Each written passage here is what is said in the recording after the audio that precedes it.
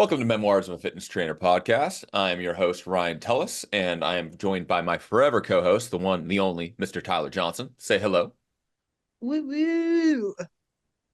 Woo woo. I like having like a different starting like every time. Like it's just like woo woo. He's a little loopy, sick, he just turned 30, so it's kind of like a downward spiral. Mentally, he's just not where he was. It's just gonna be my life. I had breakfast for dinner tonight. It was pretty delicious. Was it like Lucky Charms? I feel like it was Lucky Charms. No, it was protein pancakes with like 4 eggs. Ooh, all right. Making a guy happy here. All right, Heavy cool. carbs. Yeah. What's your protein pancake recipe of choice, my man? Dude, Kodiak pancakes. I do them in the sheet pan, like 8 inch by 8 inch or 9 inch by 9 inch pan. 2 cups of the Kodiak pancake mix, 2 eggs, about a cup and 3/4 cups of almond milk, and then I stick in some frozen blueberries and some chocolate chips. And I stick that in the oven at 350 for about 24, 27 minutes. And bada bing, bada boom. I've got pancakes from a sheet pan. I didn't have to do much other than put them into a little dish, heat the oven, in, out, done. All right. Someone try that. Let me know if it's terrible or not in comment section down below. But today we are talking about a very uncomfortable topic for trainers. When is it time to take your clients backward? When is it time to regress them? And when is it time for us to just quite frankly go, hey, what we're doing is not working. I need to throw a wrench into this plan and either completely alter course or like I had to do a couple days ago, start a client back at the beginning to progress them back up. And it's a shot to the ego. It's not a fun place. But let's start off with some regressions and kind of talk about what are the signs that we're typically looking for as trainers and our clients when it comes down to, all right, I need to regress a movement pattern backwards, or I need to just go ahead and take a simpler exercise and go that route. And Tyler, have you ever had experiences with that where you've had to take a client back to a simpler movement pattern? Let's see. One of my most recent clients, this would be a good example. He's a man who had very bad posture. His neck was protruded forward. His grip was kind of closed like this, very rounded upper spine. No mobility with his hamstrings, lower limbs. He like couldn't, reach down and past his knees if he were the hinge over. He was about 76 years old. But we worked together for about 2.5 months, and it was just doing mobility, doing some light bands, some just like mobilization, and like, he was telling me he was doing it at home. We started progressing. He was able to turn his neck 1 inch farther than was at the beginning. Was doing great. So we moved into like light strength training, and we ended up just like mostly between him and I, we're just doing strength training because I'm like, hey, I'll watch you do this. Just keep doing these stretches of mobilization on your own. After about 3 or 4 weeks, I'm noticing that, hey, you're losing that mobility in the neck that we worked hard on. And hey, your hands aren't opening up anymore. And hey, this isn't happening. And it's like all these things. So I sat down, I was like, hey, that mobilization, all that stuff we were doing at home, how often are you doing it? He goes, oh, well, like once a week. I'm like, I had you doing that 5, 6 times a week. We were meeting twice a week, and you were coming in to do that routine pretty much on your own. Just because we've added strength training doesn't mean we've stopped that program. We've only added to it the idea of adding weights. So I had to regress him back and say, guess what goes away now? Bye bye weights. We are back to stretching and mobilization, and we're going to do that in person. You're going to pay me for doing stuff you already know. Yeah, I mean, And we sometimes did. it goes that way. And a lot of times when as kind of cruddy as it is, it's usually user error. Like more often than not, when someone's not progressing the way they're supposed to, when you pop the hood, so to speak, you look at their meal plans or you look at their workout programs, or it's like, hey, you've been stretching, right? Like I see on your program you're checking it off, but show me how you've been stretching. And then they, touch their toes for 2 seconds and like, yeah, it's stretching. Holy shit. Oh, okay. This is a problem. It's so tough as trainers to, quite frankly, just like, it's usually your fault. Yeah, look, when I wrote this down on paper, I had you doing this for like I measure by breaths. So I never have somebody set a time for stretching. As I find it so hard for myself and Really? for anybody to do it. Yeah, I honestly well, Hmm. back in EMT, we learned that anybody who breathes for a minute on average at a normal pace is 12 to 20 breaths. So you'll take 12 to 20 breaths an average of 1 minute. So if I tell somebody to take 8 to 10 deep breaths, they're averaging between 45 seconds to a minute because they're slowing their breathing down and going for a longer time. Hmm. So if I say, hey, I want you to stretch for 8 breaths, just, and they're also working into the range of motion atmosphere where it's just like they're going down in the depth, breathe in, relax, That's breathe out a smart. little bit longer. So Huh. I kind of took it from yoga, but at the same time, I applied it to my knowledge of just anatomy in the human body, which is just the function of the heart and lungs is you breathe an average of 12 to 20 breaths per minute. So 8 to 10 deep breaths, or if I tell somebody 6 deep breaths, if they have a really slow, if they really can't do 8 to 10, just like, hey, do 5 breaths. At least they're getting 30 seconds of stretching. I mean, when you think about it too, each inhale, of course, opens up the rib cage and will expand the lats, which will tighten things up, which will pull you away from wherever you're going. All right, well, then when you exhale, it's going to relax the lats and allow you to kind of go a little bit deeper. So it inherently makes a stretch progressive by nature without someone having to really think about the fact that they're making their stretch more challenging. That's Yeah. cool. I don't know. I never thought to do it that way with breathing. I'm always kind of a clock watcher. Just all right. This is gonna be 90 seconds because I know if I tell someone 90 seconds and it's an estimation, they're gonna do like 40 versus it Yeah. like, hey, no, go off of your watch. All right. I'm more likely to get that outcome from it, but I think yours is probably a little bit more user friendly and something people are gonna be able to swallow a little bit better. I like that, I man. just, nobody sets a timer unless they are like people who have like they have their Apple Watch, they charge it every day. It's like on their counter, they tracking their steps, they're really on top of it. And it's just like, okay, you're gonna stretch for 60 to 90 seconds. They'll be like, okay, cool. All right, And there goes, what stretch are you doing that requires this? I don't know. What else am I supposed to do? Like, there we go. Something like that. Yeah, perfect. Yeah, Love cool. it. Okay. Okay. So usually when we start to see a client not progress correctly, of course, we know, and I think pretty much most trainers would probably agree, it's usually user error. What do we see when, all right, it's not user error. They're doing the things that they're supposed to be doing, and they really are. It's not just like the old, of course I'm doing everything I should be doing. Kinda. It's no, they actually are. But what do we see when, all right, just the body isn't responding correctly to the stimuluses that we're giving it? So we have them on a training program. It's being operated the way it's supposed to, but the outcomes aren't what we're looking for. What would some of those symptoms or those markers kind of look like? Wow, you're looking for like a full diagnostic. I mean, in that status, we're going back through. We're going through like, all right, history. Is there medications? Did you start something new? Is something stressing you at home? And everything, if it's all on cue, and it's just like we come back to the markers, like, hey, it's really just the exercise isn't responding properly after we've looked at the whole grand trend. And it's just like, well, fuck. Whew. It's tough. like like we gotta really dial this back, change it. Okay, we will completely rehaul the whole program. I hate doing that. I hate it. It Like I was, it makes you feel almost a little incompetent as a trainer. At least it does me. yeah, Where I'm just like, you're doing everything I'm asking you to do.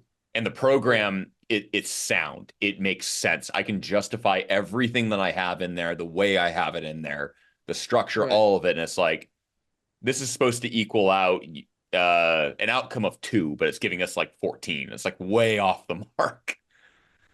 It's Yeah. tough, man.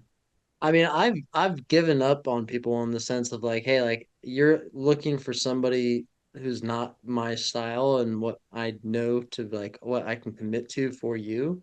When somebody's like, oh, I really want somebody who's like gonna motivate me, like text me in the morning, like give Oh, me kind of things to do, or kind of like, if I text them for like recipes or something like that, and like they'll respond fast. I'm just like, Yeah, no. Let me find somebody Mm-mm. for you. Like, Oh yeah, what do you mean? Like, you won't give me some motivational stuff? Like, no. no, that's I'm the Outside same of way. that, I don't. I always tell people it's like, look, if you want someone to fluff up your ego, I'm not your guy. If you want yeah, someone that's going to get you from A to Z and we're going to do it in a very correct way, and I mean, we're talking about literally a program not working correctly, and like, but I think people need different things and different training styles.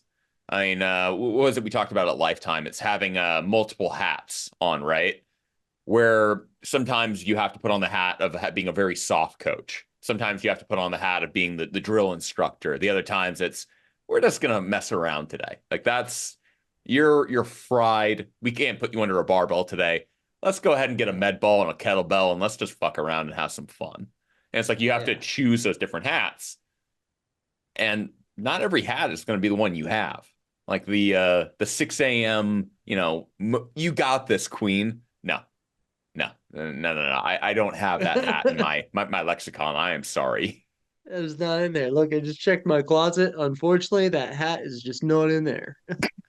All right, but let's get back. So I can't really, I really can't give an example. Like, I don't know the last time I've really taken somebody and just rehauled their whole program. It probably would have been like, a long time ago for me, but you had somebody recently, Yep. right?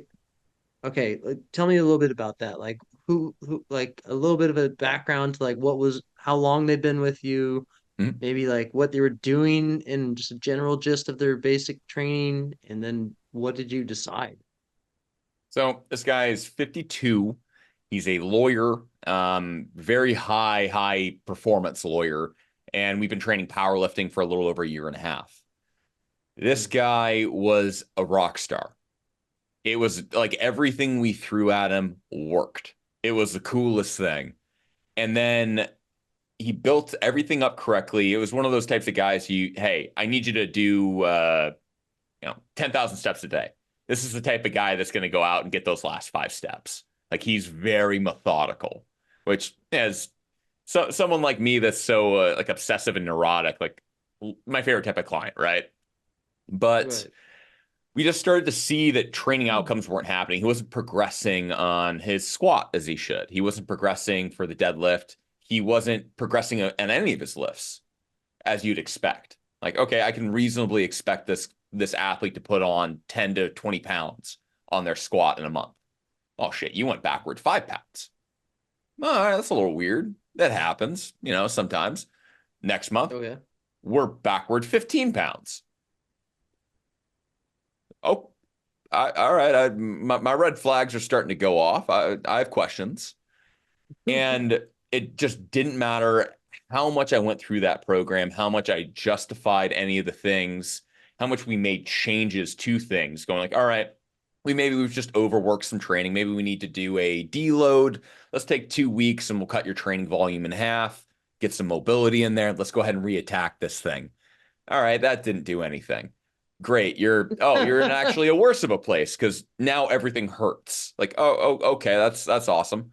All right, let's fix all of that. We fix all of that.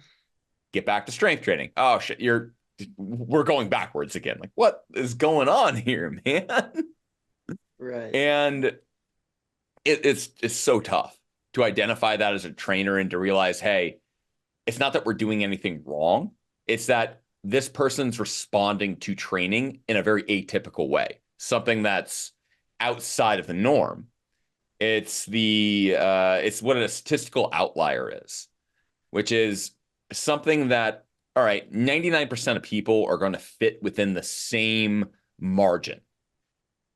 But you do get that one person that for whatever reason, whether it's genetics, it's their history as an athlete, maybe something you didn't know or wasn't disclosed to you, or just quite frankly, the way their physiology is lined up, how their joints, there's so many variables don't line up. Well, he was kind of spiraling and getting in quite a fair bit of pain. And it just eventually, this last week, we had to go into it and go, look, bud, the barbell's gone. I'm going to take you back down. I'm going to teach you how to squat without it again.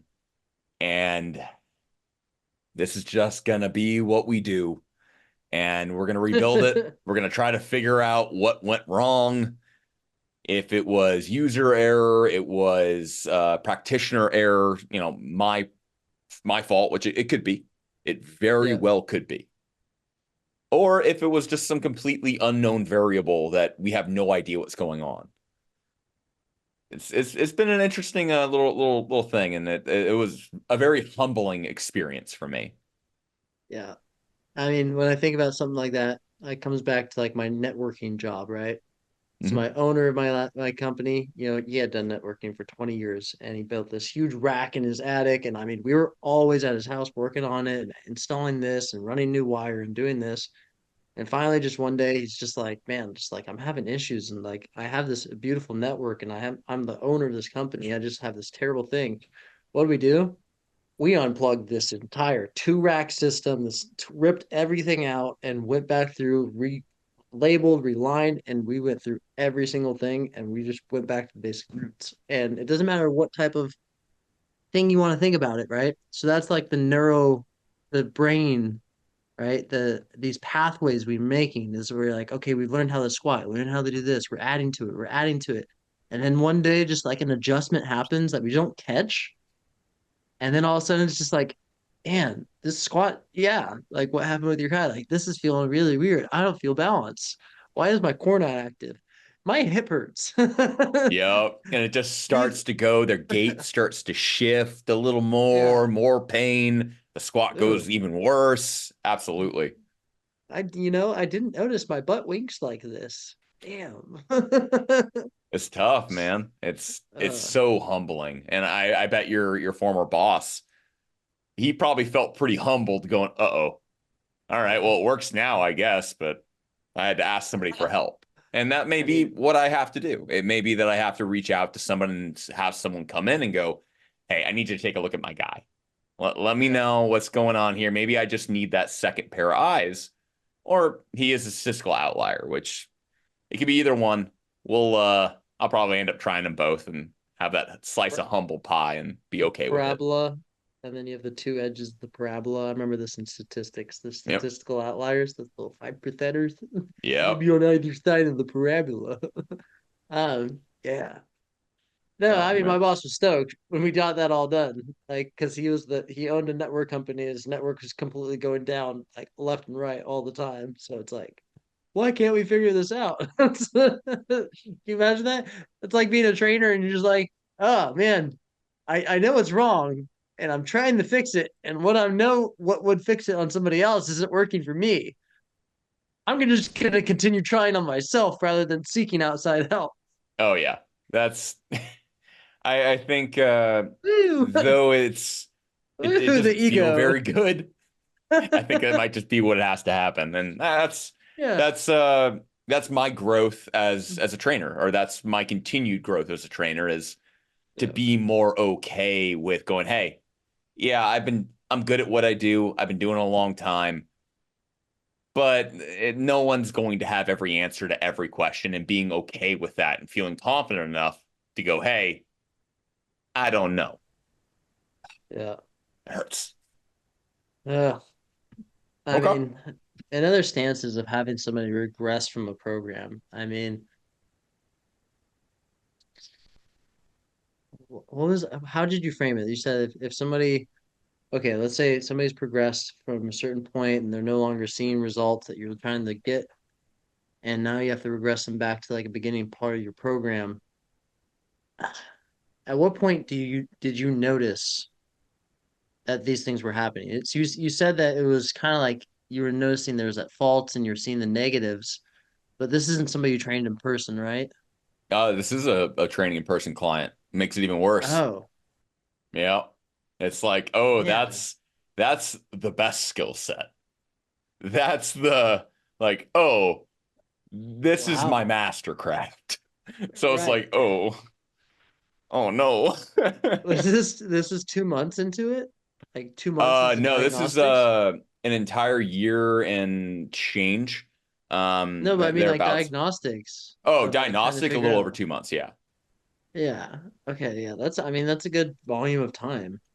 Yeah. I mean, I had somebody like literally I trained this guy who's 88 years old. We do like the same stuff pretty much every single week. And I told him, I'm like, hey, we're gonna progress like this much.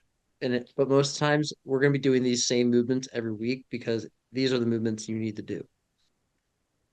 You might go up a little bit in weight. I don't expect you to be squatting, 185 pounds next year. I just want you to live. So if you make it to 110, let's do it. Well, that's the kind of interesting part between like training parallels for training for longevity or well, longevity, right? It's like what does that actually mean?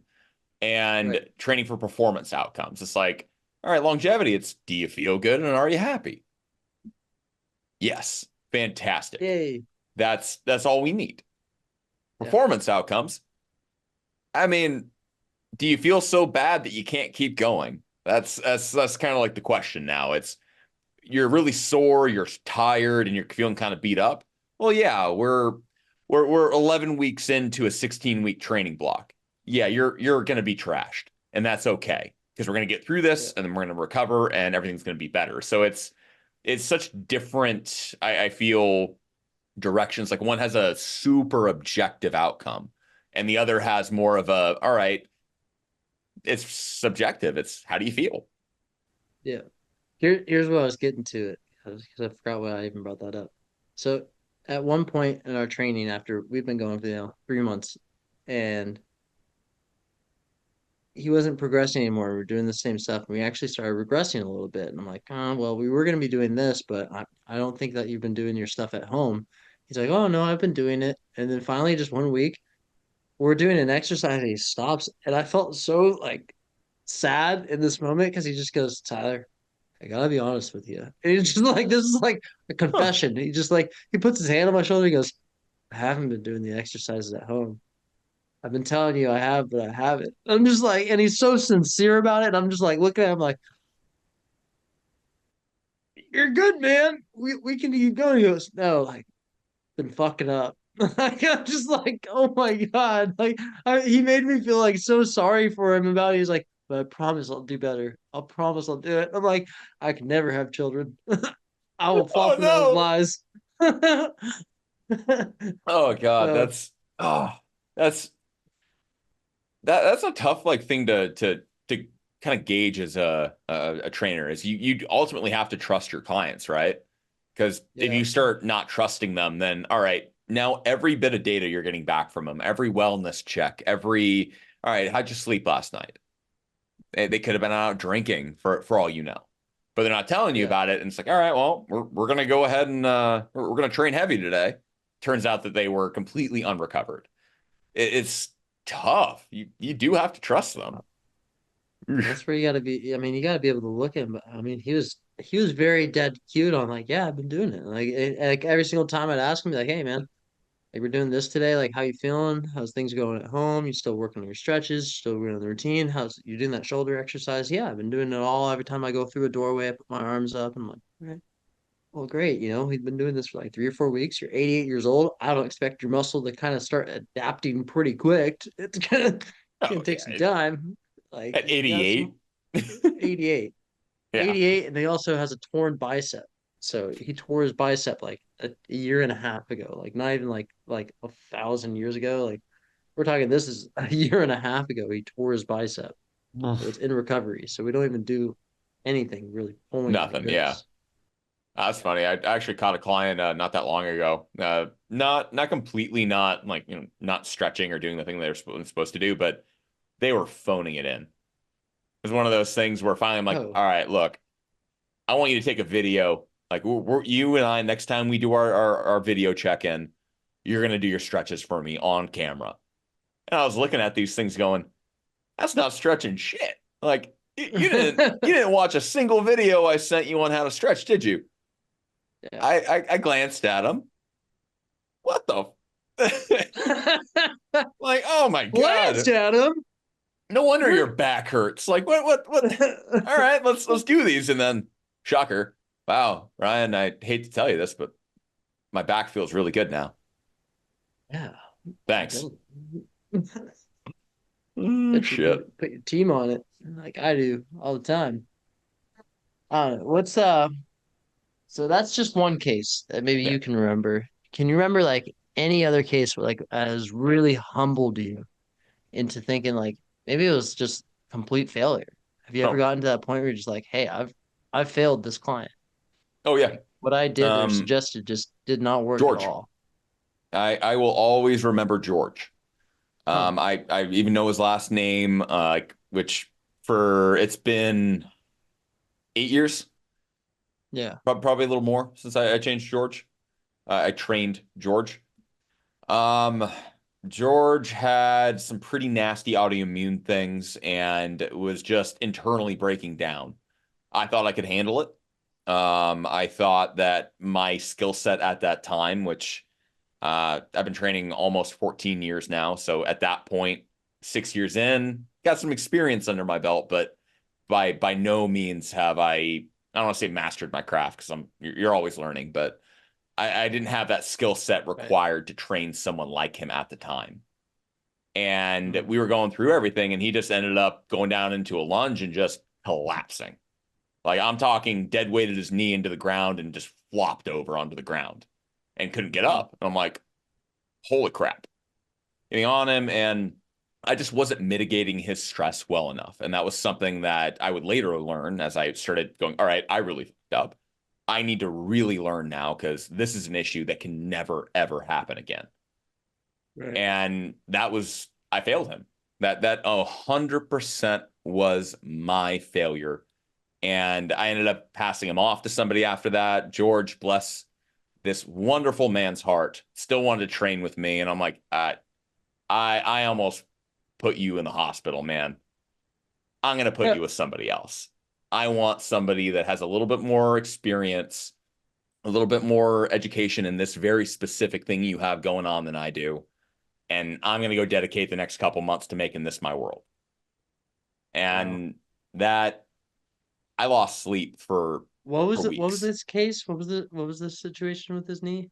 So he just dead weighted straight Or down, just but he had autoimmune yeah. issues that were causing his joints to inflame up. So we weren't mitigating his stress very well because I just Right. wasn't aware or as we'll say well read into how Okay. important mitigating high amounts of stress and cortisol when having Right. severe autoimmune flare-ups are. So it was just Right. essentially we had been able to train together for a few months without incident. But once you got that perfect cocktail and then we loaded it, Yeah. his body had nothing and his knees gave out on him. It weighted lunge straight down into the ground.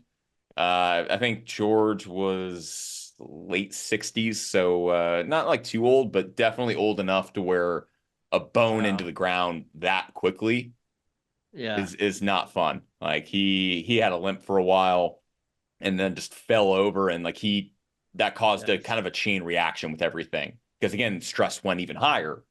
So now he was just feeling so locked up and beaten down and yeah, no, just George. to put my man card here on the table, I definitely cried that night. 100%. I had never felt up until that point in my career as much of a failure as I had at that point in time. And Oh my it was God. tough to get past, but it was an Yeah, important that's part of my crushing. journey. Yeah. I had somebody who didn't tell me they were on beta blockers or on heart medication. I had Mhm. them just go from a standing to prone and just Oh, yeah. they passed out and then they stood up and they just like couldn't catch their breath and like everything else. It's like ah.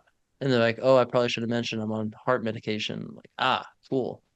We definitely just did burpees and then laid on the ground. Probably shouldn't have done that. Um, yeah, that's intense. Two takeaways from that. One, disclose everything to your client, to your trainer, always. Let us Please. figure out that we don't need something. That's like one of the things that I've had similar instances where like someone wanted to like get a better 1 mile run. So I'm like, great, let's go test your 1 mile run. We went through their entire health history, everything. Let's go set a standard that we can progress from. We're doing it, and this guy like Huh. maybe like 0.05 of a mile in, has like a heart rate of 140, but he's coasting. He's good. He's great. I'm like, that's not normal. Let's get you off of this thing. Turns out the guy had had heart surgery about 4 years ago. Oh, Yeah, I'm like, all Got right, it. I'm pretty familiar with the heart, but I'm gonna go ahead and say if someone's had complete the crack open your chest heart surgery, Yeah. that's not my wheelhouse, and I am not gonna do a 1 mile performance test. Yeah. Like, no, I'm good. I'm Yeah. leaving that to the Not, other not guy. off the bat. Not off the No, bat. Like you go do that on your own. Bring that to me when you feel you're ready. I'm not gonna monitor. Wink, wink. I'm gonna Don't put that suggest it. guy. I don't suggest it for you. But I'll put together a strength training program for your knees. Let's do this. There, Give me that there credit card. are there are people that specialize specifically in that, and that's that type of Yeah. instance where it's, hey, you need the specialty guy. It's Yeah. it's back to George and the autoimmune issues. It's again being well read and educated enough on the topic you have and understanding where in that degree of mastery you are. Like when it comes to No. things like that, I know a good amount, but I don't know enough to go, hey, you're 4 years post. I don't know the specifics of what's going on in there. So Here respectfully, sir, not me. there was one case I can remember actually. My earlier training is in my first year. There's this woman. We were meeting like every morning, 7 a.m. and she wanted to lose weight. She was 100 and like 60 something pounds. She wanted to drop down to like 130. She was maybe 5'4". She was like super small, but she was a go-getter. She was a lawyer. So like high energy, like she came in ready to crush it. We ended up like, hey, she wanted to do more exercise. She's like, I love your 1 hours, but I only have time in the afternoons to do 30 minutes. So we ended up doing like 4 sessions, 3 sessions a week. And we're pushing and we're pushing and we're pushing. And she's like, oh yeah, I'm starting to see like I'm feeling toned, like I'm losing a couple pounds. And then it just like plateaued. Like she had already been kind of working on her own and was doing classes and cycling. And now she wanted to do like more of the stuff on her own with the weight floor. And that's why she wanted to get with me. And she wanted to talk about nutrition. I'm like, well, I don't really know nutrition. Let me switch up with the nutritionist. Got her nutritionist, got her dietitian. And she stopped going to the dietitian and nutritionist. She was working out all the time. She's like, I am working out all the time.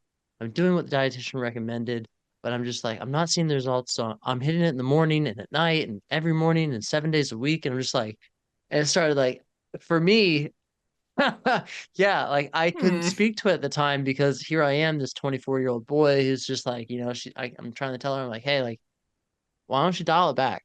Like, I didn't have the coaching skills at that time. Or like I would mention it in sessions like, hey, you're kind of doing too much. Like, we should talk about your cortisol levels. I can't remember too much right now, but I'm sure I can find some stuff. And she'd be like, oh yeah, sure. Send me some stuff. And I'd give her like a pamphlet and then she wouldn't read it. And then next thing you know, we're like working out again 4 times a week and nothing changed with her routine. Then eventually at a certain point, she just like came in. She's just like, I'm doing everything I can. I'm just not losing the weight. And it's just like at that moment, I kind of had that second with her. I'm like, hey, like I'm not doing my job successfully for you. I'm gonna try to see, would you like to try the train with somebody else? I don't want you to continue spending your money and feeling like you're not getting the result that you're looking for. I know that you've increased your training, like we've been working out, and now you know all these skills, which is great, but we're not getting to your goal. And it's really bringing you down. And I'm trying to tell you what you need to do, which is to work out less to see that the result that you're looking for, but you're not listening.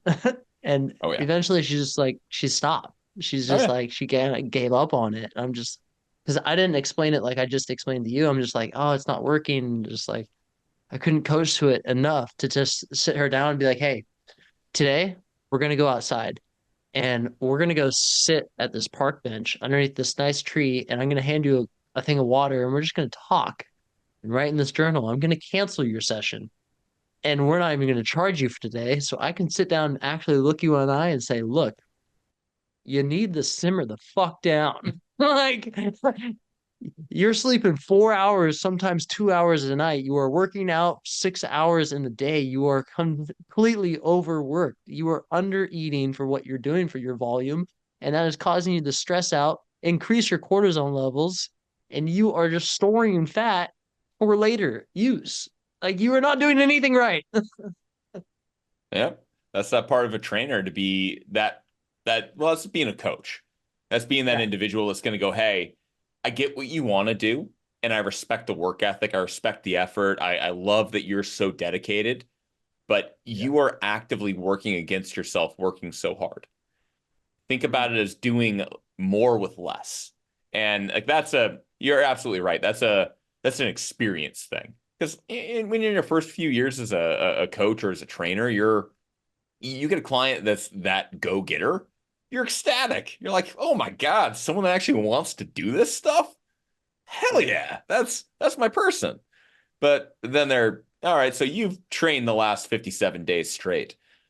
Okay, we're we're gonna go sit outside, get you Yeah. some lemonade, and we're gonna, have a little powwow. Yeah.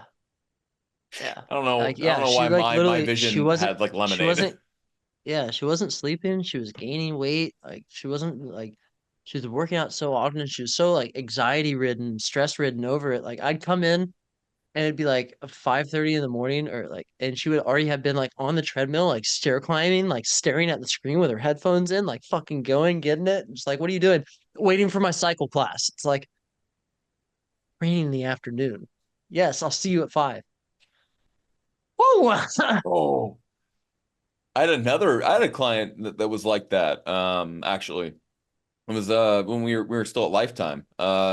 This lady would do group fitness and then would do a half hour cardio, then would come strength train with me, and then afterward Mm, would like I think she did like yoga or Pilates or something like that. And I just kept drilling her. I'm like, hey, I need you to stop. You have to do less. And right. eventually it just got to a point where I'm like, I'm not gonna train you anymore. And that was kind of the aha moment of I'm Right. not going to train you anymore because one, I'm useless right now.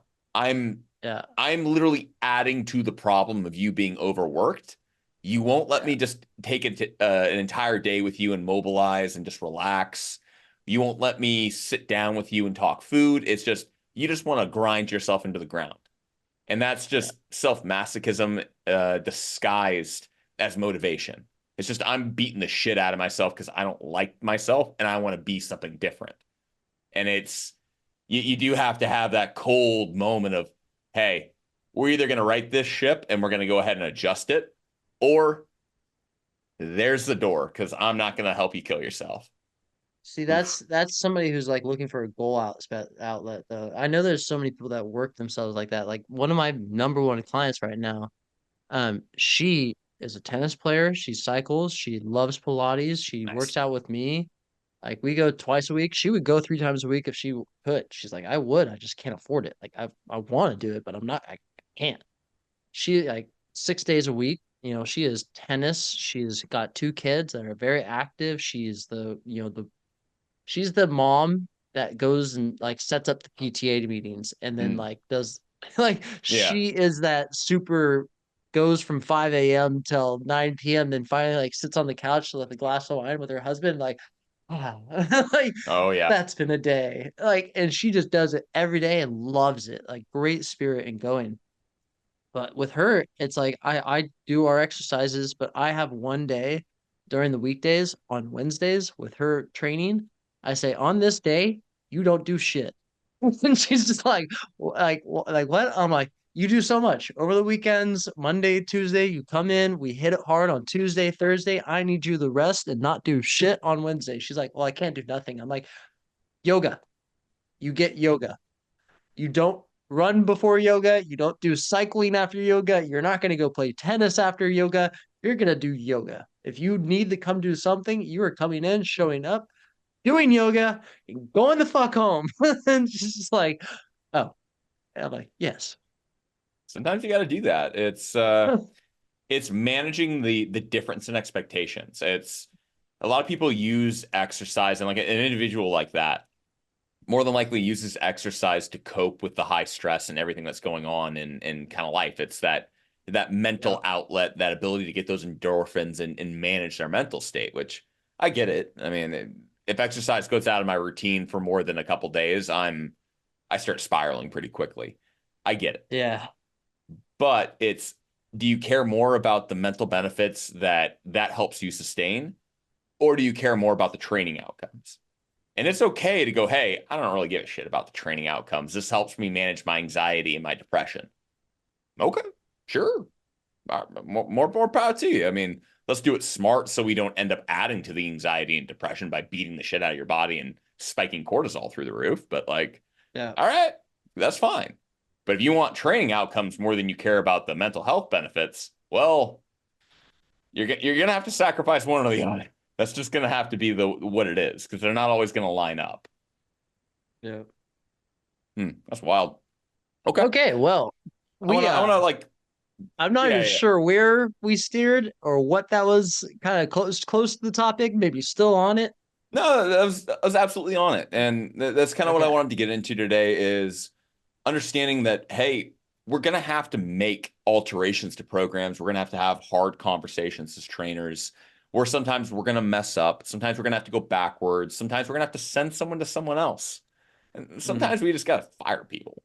And it's not being malicious or like giving up. It's just, hey, you're hurting yourself by being with me right now.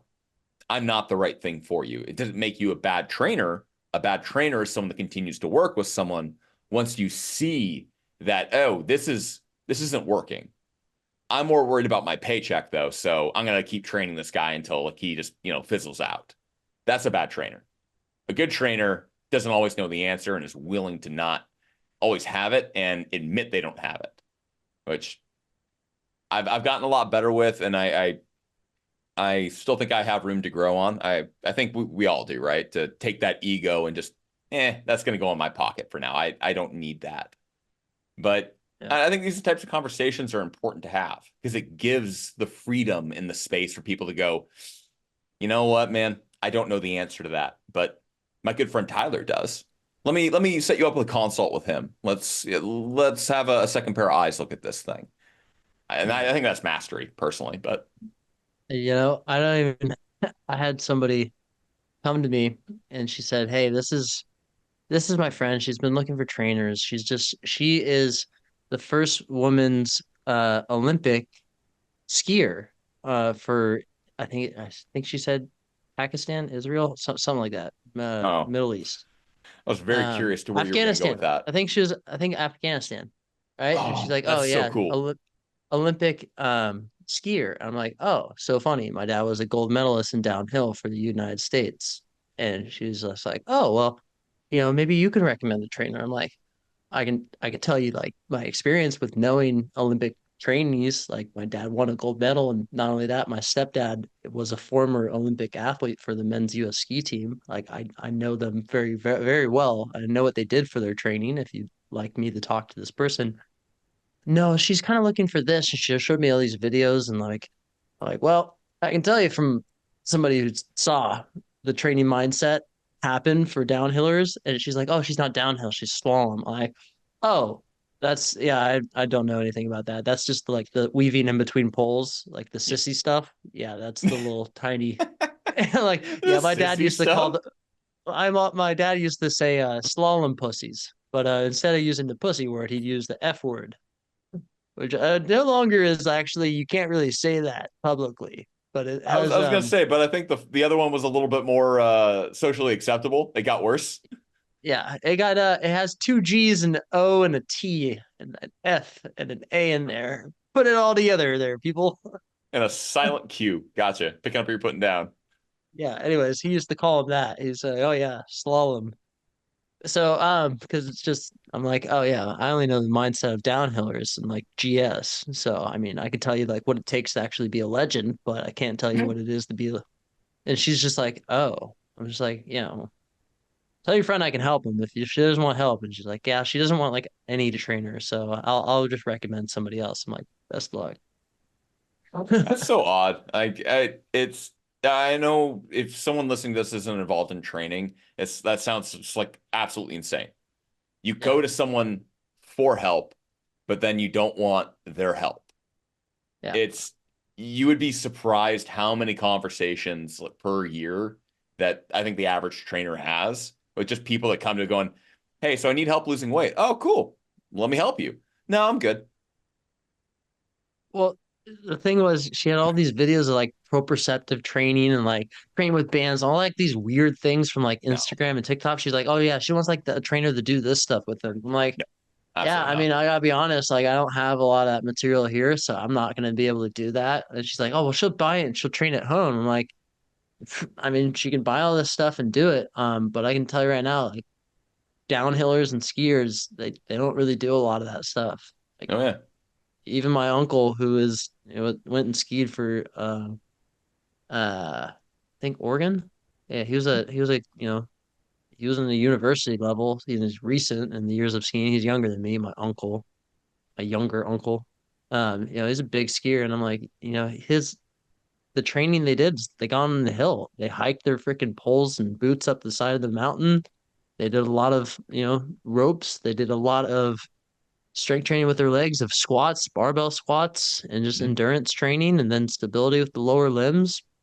It wasn't a lot of like doing this and then jumping and doing the bands. I'm like, that's all TikTok stuff. Like, that's not necessary. Well, I think a lot of people get an idea of how training is supposed to be, and they seek that idea. They seek out someone to meet their idea versus seeking out an expert to let them know what it is they need to do. Like that person saw some TikTok videos and thought, that's what I need to do. Let me find someone that can teach me how to do those things. And it's such a backward ways of doing it. It's you don't know Yeah. something, so you go to someone to tell them what they need to do for you. And it's like, Yeah. wait, what? Blind asking an expert to follow the blind person? Yeah. Anyways, That's best of wild. luck to that person. Yep. Like, That's all you can you do. know, if you think that training inside of a gym and doing all these little TikTok videos is gonna make you a gold medalist, yeah, fucking right.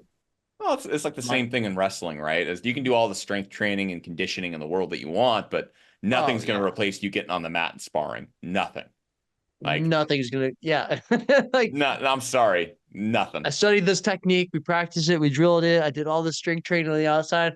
Awesome. Have you ever done it with somebody trying to attack you back? No, you're fucked. Dude, that's so true though. I'm gonna go for the single leg, and that did. He whipped it back, and now everything I've just brainstormed and thought in my head is no longer available. On to Oh the God. next. What was it? Mike Tyson. Everyone has a plan until you get punched in the face.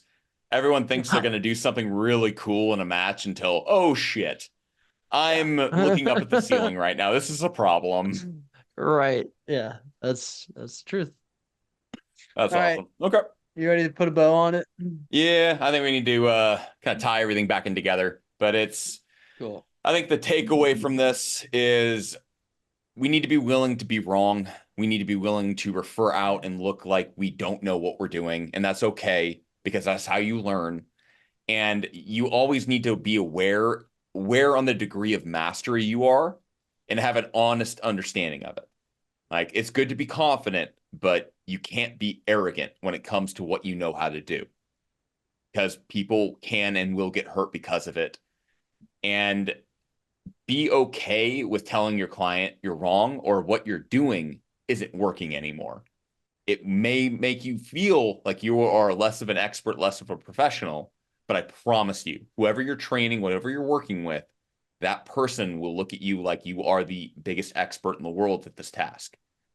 It's what is it? A fool thinks they know everything, and a uh expert what would be like a good another word for that. I feel like I'm using expert a lot today. Expert. I don't know. Don't ask me, All man. right. I got like Oh, 6 hours of sleep last night. I'm still jet lagged. oh, dude. I Monday, don't even know where I am. Monday, I got 2.5 hours of sleep. You Oh, not. Yeah, I walked through that day feeling like I had a low grade fever the entire day. I don't think my heart rate went down below 90 from the moment I woke up. Like, I just kept looking at my watch. I'm going, yikes. I'm sitting in traffic at 105. Oh God, Oh dude. God. My God. Yeah. All right, My let's resting heart yeah. rate's like 60, 64. Oh yeah. If you're not God, if you're not below 70, like Oof. that should be your world. But anyway, Tyler, any last closing remarks? Any last fun things you want to drop? Some now 30-year-old wisdom? Um, my 30-year-old wisdom. Yeah, here's what I gotta tell you for being 30. Skipping out on something that somebody says this is something you're gonna experience only one time in your life. Yeah, maybe reevaluate some of those decisions. Just miss What do you out. mean? Oh, when somebody's just like, hey, we're gonna go out to this bar, like you'll never forget this. I forgot it. Oh, It's gone. You know, keep yourself in a spirited mindset, because I probably wasted 3 or 4 days off of every time that I ever made a decision to do something because I was gonna miss it. oh. Yeah. I get what you mean. Yeah. It's not about seizing the moment and the opportunity to live life. It's, hey, I don't need to worry about missing things. I can Yeah. skip things. It's fine. If I don't really want to do it, it's not something that I need to do. I get Now that. you've thought about it. Yeah. Oh, See, I can dude, say no to stuff at 30 years old when somebody's like, yo, come out. And I'm like, it's 10 o'clock. No. dude, all the time, all the time, and Let me that's stay the in. wisdom of age. Love it, man. All right, this has been a fantastic episode. Nice long chat with my guy here. We've got some fun things coming up with some cool guests, and yeah, we'll tune in with you guys here next week. Cheers.